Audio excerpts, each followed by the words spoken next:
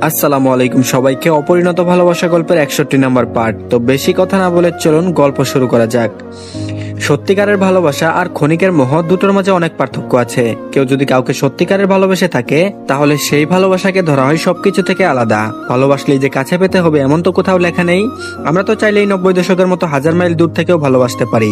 যদিও আজকালকার যুগে এসব দেখা যায় না, কাউকে কাছে না পেলে কেউ ভালোবাসার মর্মটা ধরতেই পারে না। কিন্তু আজও যারা মন থেকে ভালোবাসে তারা প্রিয় মানুষটার সুখে থাকা, ভালো থাকা এবং খুশি থাকাটার দিকে তাকিয়ে দূর থেকে ভালোবেসে যায়। কথায় বলে পৃথিবীতে মাত্র 30% মানুষ নিজেদের ভালোবাসার মানুষের সাথে সংসার করার সুযোগ পায়। বাকিরা তাহলে কি করে?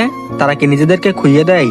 ভালোবাসার মানুষটিকে হারিয়ে ফেলে তারা যখন ভেঙে পড়ে, তারা কি মনে চায় না যে অপর মানুষটিও ভেঙে পড়ুক? হয়তো কেউ চায়, হয়তো কেউ চায় না। অন্তত যারা সত্যি সত্যি কাউকে ভালোবাসে তারা প্রিয় মানুষটার ভালো থাকা এবং সুখটুকু দেখে বাকিরা জীবন কাটিয়ে দিতে পারে।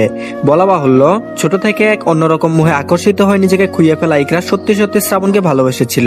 সে বিশ্বাস করে কেউ কাউকে ভালোবাসলে সে ভালোবাসার মর্যাদাটা দূর থেকেও দেয়া যেতে পারে। তাই সে মনে মনে সিদ্ধান্ত নিয়েছিল নিজেকে নিষ্ঠুর প্রমাণিত করে সবার কাছে খারাপ হয়ে সম্পত্তি চেয়ে এ বাড়ি থেকে চিরজীবনের জন্য চলে যাবে। আর কখনো শ্রাবণের সামনে আসবে না। তবে মুখোশের আড়ালে থাকা আসল ব্যক্তিত্বটা তো সে লুকাতে পারলো না। ও জোরে কেঁদে দিল, দুহাতে মুখ ঢেকে ফুপিয়ে কান্না করলো। তার চোখের পানি এখন লক্ষ্য করলেন সালমা বেগম। তিনি বুঝলেন মেয়েটা মোটেও ঠিক নেই। তবে এখানেও তার কিছু করার নেই, কারণ জন্ম মৃত্যু বিয়ে সবই আল্লাহর হাতে। সামিউল শেখ আগে থেকে বুঝতে পেরেছিলেন, অনেক আগে থেকে জানেন তিনি এই বিষয়ে। ঠিক তাই তিনি ইচ্ছে করে ইকরাকে বিয়ের খবরটা জানাননি। তিনি এটাও ভাবেননি যে ইকরা এত তাড়াতাড়ি দেশে ফিরে আসবে। শেষে সামিউল শেখ একটুখানি নরম হলেন, ইকরার মাথায় হাত বুলিয়ে সান্ত্বনা দিয়ে বললেন, মনের চাওয়া পাওয়া সবসময় পূর্ণ হয় না ইকরা, ভাগ্যের খেলা রয়েছে। আমি চাইলে এমন কিছু করতে পারতাম যা তুই চাস, কিন্তু এটা ঠিক হতো না। কেন ঠিক হতো না এটা তুই জানিস মা? সালমা বেগম মাথা নাড়ালেন।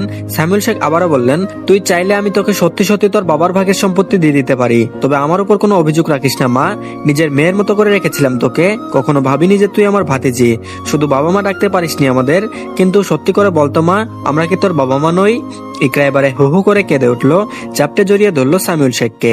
এতদিন পর বাবার বুকে আশ্রয় পেয়ে কাঁদতে কাঁদতে বলল, আমার কিছু লাগবে না বাপ্পি, তোমরা ভালো থেকো। আমি এবার বুঝতে পেরেছি তুমি কেন আমাকে বাড়িতে আসতে দিতে চাইছিলে না। তুমি ভেবেছিলে আমি শ্রাবণের বউকে অবহেলা করব। শ্রাবণের সুখে থাকা বাগড়া দিতে এসেছি আমি? মোটেও না। আমি তো চাই তোমরা ভালো থাকো, আমি চাই শ্রাবণ ভালো থাকুক। এটা বলেই ইকরা সামিউল শেখের বুক থেকে সরে আসলো। একবার সালমা বেগমের দিকে তাকিয়ে মিষ্টি করে হাসলো। এরপর আবারও সামিউল শেখের দিকে তাকিয়ে চোখ মুছে জোর গলায় বলল, তুমি চিন্তা করো না বাপ্পি, আমি কখনো তৃতীয় ব্যক্তি হয়ে কোনো সম্পর্কে ঢুকবো না। আমার জন্য তোমাদের সুখের আগুন লাগবে না, এটুকু ভরসা রাখতে পারো তো। বাঙালিদের একটা অদ্ভুত সমস্যা রয়েছে, বিয়ের সময়ে বিয়ের কোনো অনুষ্ঠানে আসলে সবাই অস্থির হয়ে পড়ে, মাথা যেন কাজ করা বন্ধ করে দেয়। বিশেষ করে মেয়ের বাড়ির লোকদের থাকে বিরাট ঝামেলা। যেমন এখন মমিনুর সাহেব ভীষণ চিন্তিত হয়ে বসার ঘরে সোফায় বসে বসে চা খাচ্ছেন, চোখ স্থির হয়ে মেজের দিকে তাকিয়ে রয়েছেন। মেয়ের বিয়ে দিবেন তিনি, অনুষ্ঠান করবেন, একমাত্র মেয়ে বলে কথা। সবকিছু নিয়ে ভীষণ চিন্তিত তিনি। সবচেয়ে বেশি চিন্তিত জিহানকে নিয়ে। সকাল থেকে তিনি বারবার চেষ্টা করছেন শপিং করার জন্য তার হবু জামাইকে কল করে ডেকে নিতেন, কিন্তু কেন যেন অস্বস্তি বোধ হচ্ছে। এটা অবশ্য যৌক্তিক, তিনি তো শ্বশুর, তিনি কেন ভয় পাবেন? জামাই হিসেবে জিহানের ভয় পাওয়ার কথা। তাই তিনি শেষে এক বুক সাহস নিয়ে ফোন উঠিয়ে কল করলেন জিহানকে। মাত্র জিহান নিজের হবু বউ ছোন্ট মন্টু মুন্ডার সাথে আলাপ করে বিছানায় লেটকায় পড়েছিল, শ্বশুরের কল পেয়ে রীতিমতো লাভ দিয়ে বিছানায় বসে পড়লো সে। পিটপিট করে কিছুক্ষণ হা হয়ে তাকিয়ে থাকলো ফোনের দিকে। হিটলার হবু শাশুর নিচ থেকে কল করেছে। আয় হাই, নাম দেখেই শরীরের সব হাস্যরস যেন শুকিয়ে গেল। ইন্নালিল্লাহ বলে নিজে মুখে হাত চাপা দিল জিহান। প্রথমে ভয় পেল, কিন্তু পরে টুপ করে কলটা ধরে কানের কাছে নিয়ে ধরলো জিহান। লম্বা করে সালাম দিল ভদ্রতার সহিত, তারপর বলল, আসসালামু আলাইকুম হিট থুকু সম্মানীয় শ্বশুর মশাই। ওপাশ থেকে গম্ভীর কণ্ঠে ভেসে আসলো, ওয়ালাইকুম আসসালাম। ব্যস্ত নাকি? মনে মনে বাঁকা হাসলো জিহান। ব্যস্ত? সেটা আবার কি জিনিস? এজন্য কখনো ব্যস্তই থাকেনি সে। শুধু মনিরার সাথে প্রেম করার সময়টা আলাদা। তাই জিহান তৎক্ষণাৎ নাটকীয় ভঙ্গিতে বলল, না না, আমি একদমই ব্যস্ত না। কি যে বলেন না, আমি তো আসলে আপনার ফোনের অপেক্ষাতেই বসেছিলাম। এইমাত্র ভাবছিলাম আমার প্রিয়তম শ্বশুর যদি একটা ফোন করতেন কতই না ভালো হতো। মমিনুর সাহেব ওদিক থেকে দীর্ঘশ্বাস ফেললেন, নাক মুখ কুচকে বললেন, তুমি কথা কম বলতে পারো না? জিহান সহজ সরল হেসে বলল, জি না। অবাক হলেন ভদ্রলোক, তারপর বললেন, সবসময় এত কথা বলো? লেজুক ভঙ্গিতে জিহান বলল, জি হ্যাঁ। এবারে বিরক্তির চরম পর্যায়ে পৌঁছলেন মমিনুর সাহেব, তারপর বললেন, আমার মেয়ে সামান্য গাড়ির হর্ন সহ্য করতে পারে না, সে তোমার এত বকবকানি কিভাবে সহ্য করবে? জিহান বিড়বিড় করে বলে উঠল, প্রেমে পড়লে তেঁতুল ও রসগোল্লা মনে হয়। বিড়বিড় করে বলছিল জিহান, কিন্তু শুনে ফেলেছেন মমিনুর সাহেব। তিনি বিষম খেয়ে চুপ করে রইলেন কয়েক সেকেন্ড, তারপর গলা পরিষ্কার করে বললেন, আজকে তোমাকে একটু আমার সঙ্গে যেতে হবে, কিছু কেনাকাটা করতে হতো। জিহান হাসি চেপে রেখে গম্ভীরভাবে বলল, না মানে শিওর আঙ্কেল, কিন্তু আমাকে মানে আপনি নিজের ইজ্জতের ঝুঁকি নিতে চাচ্ছেন চুলকাচ্ছেন আঙ্কেল? মমিনুর সাহেব বলল, মানে? জিহান ঘাড় চুলকালো, তারপর বলল, না মানে এইমাত্র বললেন যে বেশি কথা বলি। আমি তো ছোট থেকে আমার মুখ বন্ধ রাখতে পারি না, না জানি কখন কি উল্টাপাল্টা কথা বলে ফেলি। আপনার মান সম্মানের ব্যাপার আছে তো। মমিনুর সাহেব দাঁত কিরমির করে বললেন, তোমার মুখে আঠা লাগিয়ে দেবো আমি, অসভ্য ছেলে। তাড়াতাড়ি চলে এসো, বিকালে বসুন্ধরা থেকো।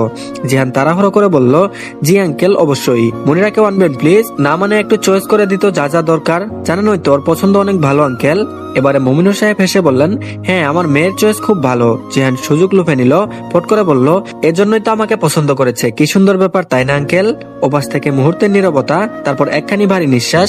মমিনুর সাহেব হাফ ছেড়ে দিয়ে বললেন, তুমি কি আসলেই সবসময় এমন ফাজলামো করো? একটু সিরিয়াস হও না কেন? জিহানের কণ্ঠে নরম দুষ্টমি মেশালো, বলল, আঙ্কেল কথার মতো একটু কমেডি না রাখলে জীবনটা টক হয়ে যায়, একদম লেবুর চেয়েও টক। মমিনুর সাহেব একদমই গম্ভীর, তবু হালকা মুচকি হাসি যেন ফোনের ওপর প্রান্তে লুকিয়ে গেল। তিনি আরো কিছুক্ষণ কথা বলে কল কাটলেন। বুঝলেন ছেলেটা একটু বেশি সহজ সরল, খুব সাদা মনের মানুষ। একজন বাবা হিসেবে তিনি এটাই সবসময় চেয়েছিলেন, যেন তার মেয়ে একজন সঠিক মানুষের হাত পায়, জীবনসঙ্গী হিসেবে যেন একজন যোগ্য মানুষকে পায়, নইলে পুরো জীবনটাই নষ্ট হয়ে যাবে। আর এদিকে তারা ইকরাকে যতটা খারাপ ভেবেছিল ততটা খারাপ নয়, আবার ততটা ভালোও নয়। দুটো বিষয় গড়াগড়ি খাওয়ায় দুটো কারণও রয়েছে। প্রথমত ধারার সাথে ভালো ব্যবহার করার জন্য আর কুটনিগিরি না দেখানোর জন্য, আবার অন্যদিকে সালমা বেগমের সাথে অতিরিক্ত আহ্লাদ দেখানোটাও সহ্য হচ্ছে না ধারার। ইকরার সাথে এত ভালো সম্পর্কটা কেন যেন ঈর্ষান্বিত করছে ধারাকে। সে ভাবলো এ বিষয়ে এমন মান মানসিকতা আনাটা ছোট মনের পরিচয় দেবে। তবে সেও তো একটা মেয়ে, তারও তো মন আছে। তাই বাচ্চামি করে ঠুট কামড়ে উকি দিল সালমা বেগমের ঘরে। সালমা বেগম ঘরে ছিলেন না, তাই ঠুট কামড়ে ধারা নিজের ঘরে ফিরে এলো। এসে দেখলো শ্রাবণ ল্যাপটপে কি যেন করছে। সে এবারে গুটি গুটি পায়ে এগিয়ে বিছানার পাশে দাঁড়ালো। উকি মেরে শ্রাবণের ল্যাপটপটা দেখার চেষ্টা করলো। শ্রাবণ খেয়াল করলো তা, আড়ালে মুচকে হাসলো। আসলে হয়েছে কি, তখন থেকে তার বউ তার সাথে কথা বলছে না।